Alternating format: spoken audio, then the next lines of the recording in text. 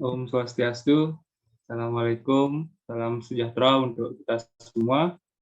Hari ini kami dari kelompok 4, mata kuliah pengantar bisnis, akan membahas materi mengenai manajemen dan eksekutif.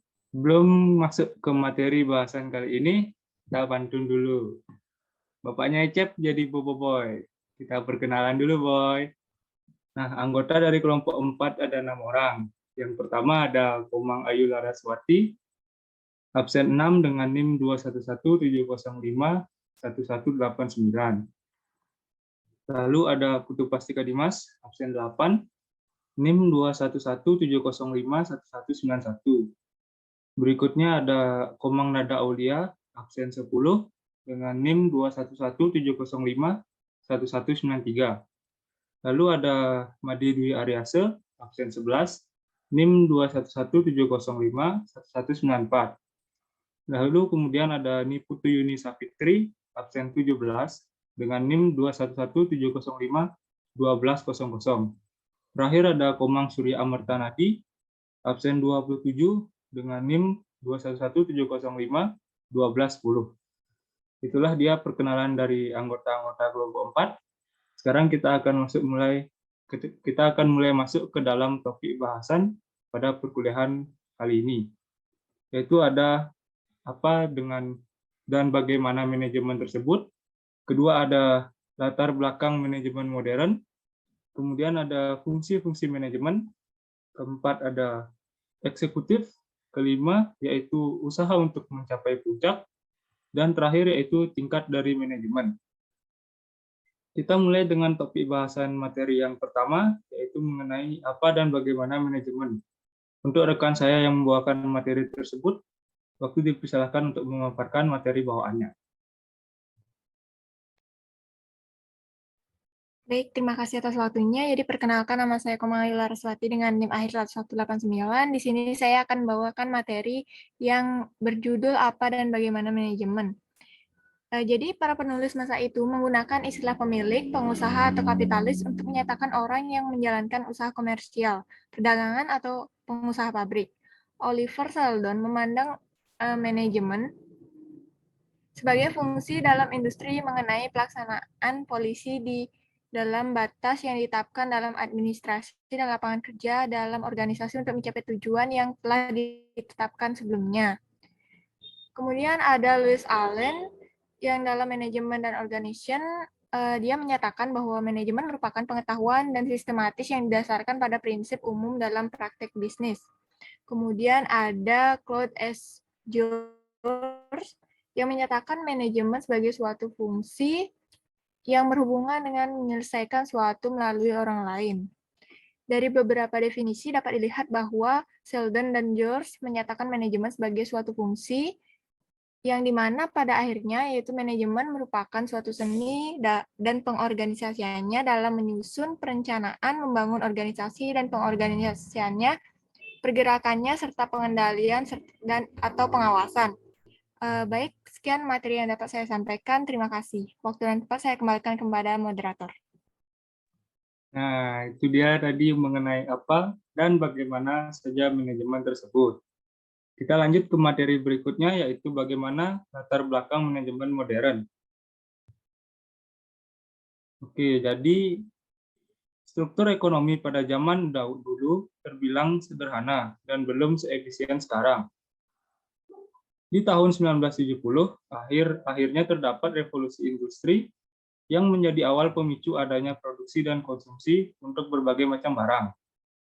Sejak tahun tersebut, muncul scientific management, yang dikatakan bahwa bisnis di masa sekarang tidak semata-mata untuk mencapai efisiensi, dilakukan perencanaan, pengorganisasian, namun ada juga tanggung jawab terhadap karyawan, serta masyarakat.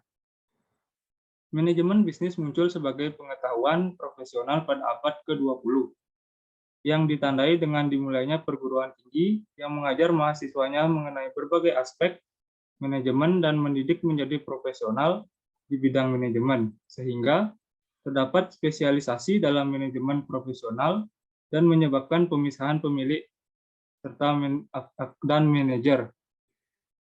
Lalu ada gerakan scientific management.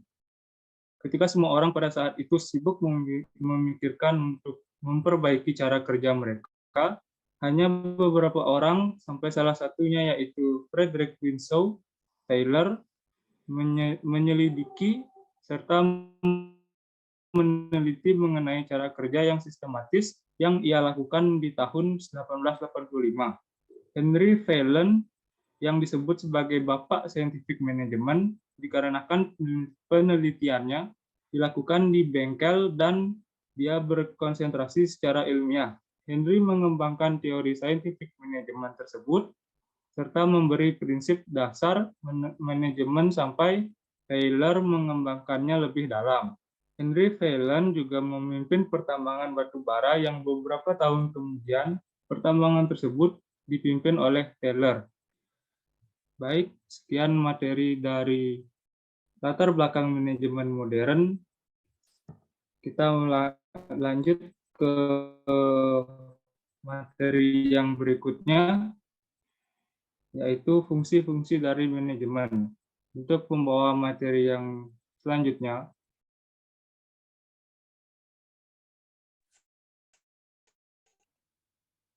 baik, di sini saya akan menjelaskan materi mengenai fungsi-fungsi manajemen. Yang pertama ada planning, adalah fungsi manajemen yang berhubungan dengan persiapan masa depan kegiatan bisnis. Kegiatan-kegiatan yang termasuk di dalamnya ialah menetapkan tujuan perusahaan baik jangka panjang maupun jangka pendek, memformulisasikan polisi bisnis, prosedur dan programnya, menyediakan metode untuk pengawasan keuangan, termasuk penggunaan anggaran dan prosedur pengawasan. Yang kedua ada organizing, mencakup persiapan untuk melaksanakan planning menjadi kegiatan nyata. Tugas organizing ialah merancang suatu kerjasama, mengatur aturan otoritas, dan berkomunikasi dalam berbagai jenjang organisasi. Staffing ialah memilih dan mengembangkan personil, terutama yang membantu di tingkat eksekutif formal. Yang ketiga ada coordinating. Fungsi ini menyangkut mengintegrasikan berbagai unit yang berbeda, termasuk prosedur, orang polisi, dan perencanaan. Makin besar organisasi, makin penting fungsi ini. Kebanyakan pekerja berkoordinasi ini dapat berjalan secara otomatis melalui berbagai manajer asal prosedurnya sudah ditetapkan untuk itu. Yang keempat ada controlling. Artinya yang telah ditetapkan ini tidak sama artinya dengan memberi perintah atau komando yang banyak dilakukan oleh para pengawas. Fungsi pengawasan controlling berarti monitor kemajuan perusahaan dengan berpedoman kepada tujuan yang hendak dicapai dan memperbaikinya bila menjadi penyimpangan. Sekian pemaparan materi yang dapat saya sampaikan. Saya kembalikan kepada moderator. oke, baik sekali tadi penjelasan mengenai apa saja fungsi dari manajemen tersebut. Nah, sekarang kita akan lanjut membahas mengenai eksekutif. Pasti akan menarik ini. Untuk rekan saya yang akan membawakan materi eksekutif ini, dipersilakan untuk mulai memaparkan materinya. Nah, baik, terima kasih atas moderator yang sangat hebat. Jadi di sini saya akan melanjutkan materi mengenai eksekutif. Nah, eksekutif ini merupakan orang yang bertanggung jawab terhadap skill pekerjaan orang lain yang ada di pengawasannya dan juga perantara antara pemerintah yang diberikan oleh administrasi dan pekerja. Nah, tidak hanya itu, seorang eksekutif juga harus mahir menerjemahkan polisi perusahaan dan juga mampu membuat keputusan. Nah, adapun beberapa keterampilan atau skill yang harus dimiliki, yakni diantaranya yang pertama adalah technical skill. Nah, technical skill ini merupakan keterampilan yang harus dimiliki untuk melakukan pekerjaan khusus, atau misalnya seorang sekretaris harus terampil mengetik atau komputer. Nah, kemudian seorang ilustrator harus terampil menggambar, atau akuntan mampu mengaudit dan lain sebagainya. Nah, kemudian yang kedua ini adalah human relation skill. Nah, ini merupakan keterampilan manajer untuk bekerja secara efektif dengan orang lain atau dengan kelompok karyawan. Kemudian yang ketiga ini ada conceptual skill merupakan keterampilan atau kemampuan eksekutif untuk melihat perusahaan secara keseluruhan. Nah, bagaimana cara saling tergantung dan apa yang akan terjadi bila ada sesuatu yang berubah. Kemudian ada decision making skill, merupakan kemampuan untuk mendefinisikan masalah dan membuat alternatif tindakan yang tepat guna mengatasi masalah. Kemudian yang terakhir itu adalah time management skill atau pemakaian waktu secara efisien. Nah, kemudian ada juga beberapa masalah pelik yang dihadapi oleh eksekutif seperti membaca surat, telepon, dan rapat. Sekian dari saya kembalikan ke moderator. Wah, itu dia tadi mengenai eksekutif dan sangat bagus ya. Lanjut, kita akan membahas mengenai usaha untuk mencapai puncak. Tentu semua orang ingin mencapai puncak di bidangnya masing-masing, benar bukan? Nah, kali ini dalam konteks manajemen dan eksekutif, kita akan membahas bagaimana sih cara agar kita bisa mencapai puncak tersebut. Oke, dipersilahkan rekan saya untuk membawakan materinya. Baik, terima kasih atas waktu yang diberikan pada saya. Di sini saya akan melanjutkan materi yaitu usaha untuk mencapai posisi puncak. Adapun usaha yang dilakukan untuk mencapai posisi puncak, ada 8 anak tangga yang harus dilewati guna mencapai posisi puncak dalam jenjang karir seorang sehingga ia mampu mencapai posisi manajer eksekutif atau posisi direktur sebuah perusahaan. Yang pertama, mau bekerja keras atau capacity for hard work. Kerja keras merupakan modal dasar untuk keberhasilan seseorang. Di mana contohnya seorang pengusaha taksi mungkin tadinya ia seorang supir angkutan umum, seorang pengusaha tekstil mungkin tadinya seorang pedagang kredit tekstil, dan banyak lagi contoh yang dapat kita jumpai dalam riwayat hidup pengusaha yang sukses. Yang kedua, pandai bekerja sama dengan orang lain atau getting things done with true people, yaitu perbanyaklah teman dengan orang-orang di bawah ataupun dengan orang-orang di atas kita. Murah hati, banyak senyum kepada bawahan, dan patuh serta disiplin menghadapi atasan. Hindarkan permusuhan, enggan menggunakan tenaga orang lain, maka tujuan mudah tercapai. Inilah yang disebut dengan manajemen, yaitu ilmu atau seni menggunakan tenaga orang lain untuk mencapai tujuan yang sudah ditetapkan. Yang ketiga, penampilan yang baik atau good appearance, yaitu berarti bukan penampilan body face atau muka yang elok, paras, cantik, akan tetapi lebih ditekankan pada penampilan perilaku jujur, disiplin. Banyak orang tertipu dengan rupa non elok, tapi orangnya penipu. Ingatlah, pribadi yang baik, jujur akan disenangi orang di mana-mana dan dia akan sukses bekerja dengan siapa saja. Yang keempat, yakin atau self-confidence, yaitu kita harus memiliki keyakinan diri bahwa kita akan sukses melakukan suatu usaha, jangan ragu dan bimbang. Niatlah akan bekerja baik, kemudian berserah diri, tawakal kepada Allah SWT. Yang kelima, pandai membuat keputusan atau making sound decision. Jika Anda dihadapkan pada alternatif harus memilih, maka buat pertimbangan yang matang, kumpulkan berbagai informasi, boleh minta pendapat orang lain, setelah itu ambil keputusan, jangan ragu-ragu. Yang keenam, berpendidikan atau college education. Zaman sekarang pendidikan adalah nomor 1, tenaga terdidik harganya murah sekali. Sebaliknya, orang terdidik memiliki ilmu dan keterampilan akan dibayar mahal. Pendidikan ini bukan berarti harus masuk perguruan tinggi, tapi pendidikan itu berarti juga dalam bentuk kursus, penataran di kantor, membaca buku, dan sebagainya. Yang penting di sini ialah adanya tambahan pengetahuan. Dan yang ketujuh, ambisi untuk maju. Kita jangan loyo, pasrah, menyerah, tak mau berjuang. Kita harus punya semangat tinggi, mau berjuang untuk maju. Orang-orang yang gigih dan dalam kehidupan, adapun jenis pekerjaan yang dilakukan, profesi apapun yang dihadapi, kita harus mampu melihat ke depan dan berjuang untuk menggapai apa yang diidam-idamkan.